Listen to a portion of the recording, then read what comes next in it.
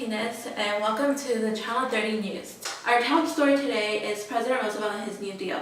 When Roosevelt came into office, his New Deal plan was in response to the Great Depression in 1929.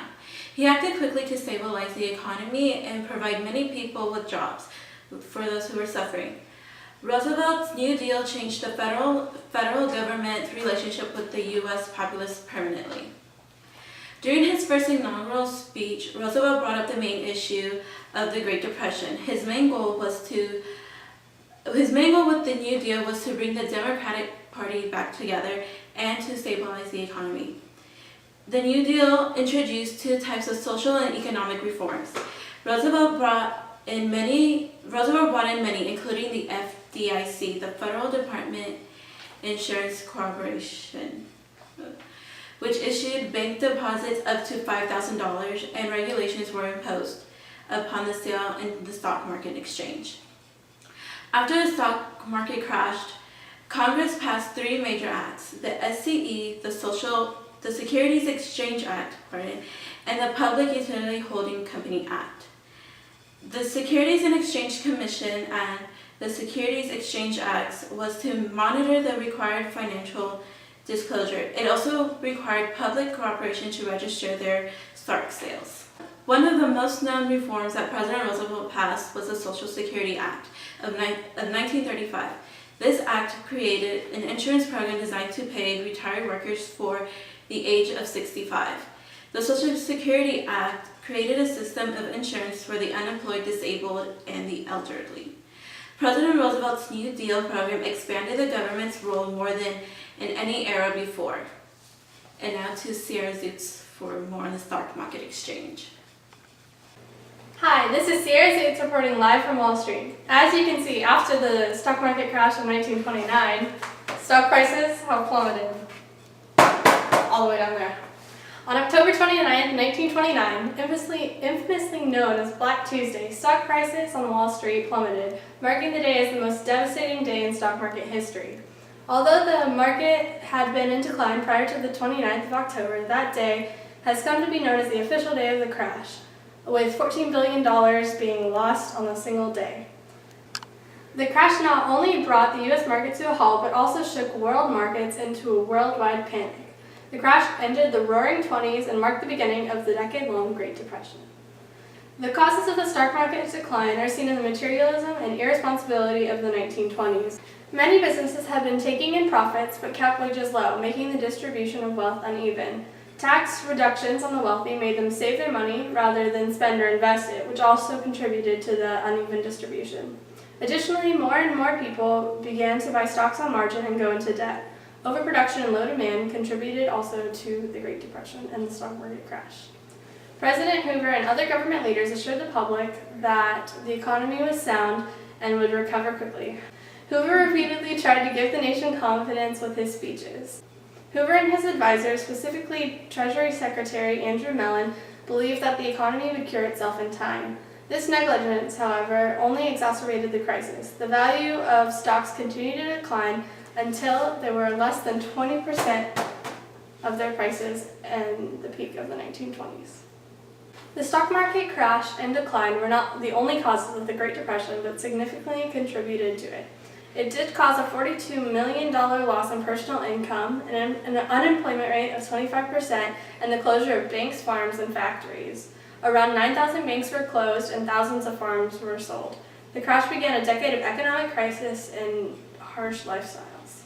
This is Sierra Zoots reporting live from Wall Street. Thank you, Sierra. The stock market crash had a huge impact in our nation. Now let's go to Terrence Park to see how Americans are dealing with this today. After the stock market crash in October 24th, 1929, many people lost their jobs as companies began laying off workers. These companies folded, leaving even less people with jobs. Because people didn't have any income, they were unable to pay mortgages or taxes. Now many are homeless with only their relatives to go to. Those without relatives have been taking to the streets or riding trains to different cities to look for jobs. The term Hooverville has become extremely popular recently, a deliberate attack on President Hoover and the Republican Party. Hoovervilles are nicknames for shack towns and homeless encampments throughout the country. The largest Hooverville is currently in Seattle, Washington, where I am reporting from. The population in this Hooverville is approximately 1,200, and it has its own unofficial mayor. Seattle, however, is one of the only Hoovervilles that have been blessed with security of sympathetic public officials. There have been multiple reports from Hoovervilles that people have been raiding stores or for food and other commodities. Those who haven't resorted to crime have been going to soup kitchens, led by relief groups. Many others have been digging through the trash to find any scraps of food. Nutrition ratings have dropped significantly as many people are unable to eat enough calories. We have not been able to put a number on the amount of deaths due to starvation, but it is apparent that it is affecting many lives. Physical health isn't the only issue now, however. Mental health and morale has been dropping considerably low. Suicide rates have reached an all-time high. Many people trudge through the streets with their heads hanging, and there is an overwhelming tension in the air. All is not lost, though. Despite this Great Depression, many are able to wear their nicest clothes, making themselves look presentable. It's a sign that we are still able to have pride in our American country through all the turmoil. Terrence Park, reporting live from the Hooverville in Seattle, Washington.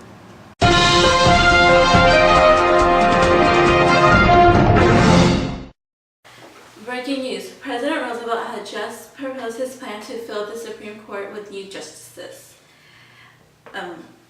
expanding his executive power.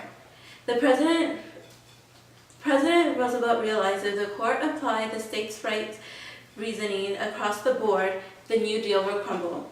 On February 5th, with little warning, President Roosevelt announced his plan to Congress. His plan to influence the court provoked outrage nationwide. As President worked on his plan, the Supreme Court ruled in his favor many times, weakening the president's argument. When Roosevelt's last ally, Joseph Robinson, died in July, his plan died too. Roosevelt's attempt to influence the Supreme Court was one of the worst plans that he had. For the first time since his election, FDR was publicly humiliated and defeated. By 1941, four of the Supreme Court justices had retired and 2 more had died, leaving 7 out of the 9 justices out of Roosevelt's appointees. And now on to Sierra Zoots to talk about more about the devastating storms happening in the Midwest. This is Sierra Zoots reporting live from Oklahoma. I don't know how I got here so fast, but I'm in the middle of a dust storm. One of the most affected business areas in the Great Depression was the agricultural sector. Not only did farms in the West and South suffer economically because of the stock market crash, but a phenomenon called the Dust Bowl plagued the Midwest and Mississippi River Valley. Wind swept up the loose topsoil, covering the land with violent dust storms and wreaking havoc. The high demand for crops and improved technology during the 1920s contributed to the Dust Bowl because there was so much demand from the consumer culture, farmers began to overproduce. Overfarming took nutrients out of the soil and left a weak top layer that could easily be swept up by the wind. With the invention of new farming tools, farmers constantly plowed, loosening even more dirt. The strong winds easily picked up the soil and formed dust storms. The states of Colorado, Texas, Kansas, Nebraska, New Mexico, and Oklahoma suffered the most.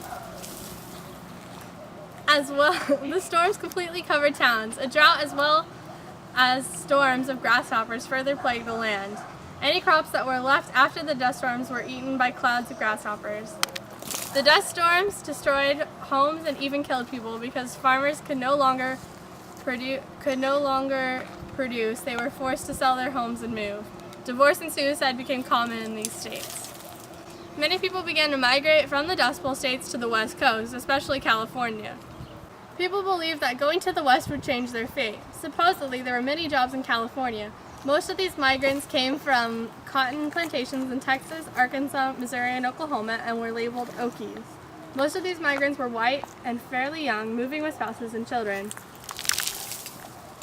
When they got to California, they clumped in cities and agricultural areas like the San Joaquin Valley. California, however, did not live up to their expectations. Many were too poor to buy land and had to compete with minorities. This is Sierra Zoots signing off from the Dust Bowl. Thank you, Sierra. She can sure travel fast. Now let's go to Terrence Park, who was live from the First Lady Eleanor Roosevelt's speech. Hello, this is Terrence, and Eleanor has just finished her speech about women's rights. Eleanor is a representation of the growing voice of women in America. Women during this Great Depression generally have much more work to do, especially since their husbands are out looking for work. Those in the lower mid-class are worried about losing their homes and falling back into the class of renters. Those in the higher economic class have been doing their best to keep up an appearance without help from servants. In general, though, most women are staying at home anxious about their future. Marriage rates have also dropped considerably. Since many single men are already struggling to support themselves, it is apparent that marriage is not an option for them. Birth rate is also decreasing significantly. The federal government, once adamant about birth control, was forced to get rid of restrictions as many did not want to have children. There are also major disputes over married women working. The federal government passed a law prohibiting the employment of married women whose spouses also worked for the government. However, this law was quickly declared unconstitutional since Eleanor Roosevelt rallied support against its passing. Still, women were discriminated in schools as many of the districts prohibited the hiring of married women. Despite these events, the number of married women working has increased in order to send their children to school and to preserve their pre-depression home appliances. Let's see if she can answer a couple of questions. Hello. Hello, Mrs. Roosevelt. I have a couple of questions for you. Sure, go ahead. What are your goals for the future of American society? Well, I strongly support equality for all people, including blacks and women. What are some significant actions you've taken so far? Oh, I've just pressed for the creation of the National Youth Administration, which gives employment to young people. I've pressed for the Public Works Administration, which helps plan communities and slum clearance projects. Even further, I have improved workers' rights through the National Labor Relations Act and the Fair Labor Standards Act. Wow, that is really impressive. I know. I'm really glad we were able to have this interview. Thank you. You're very welcome. This is Terrence Park reporting live. Thank you, Terrence. Well, that's all for today. Thank you for joining us on Channel 30 News. This is Jasmine Martinez signing off.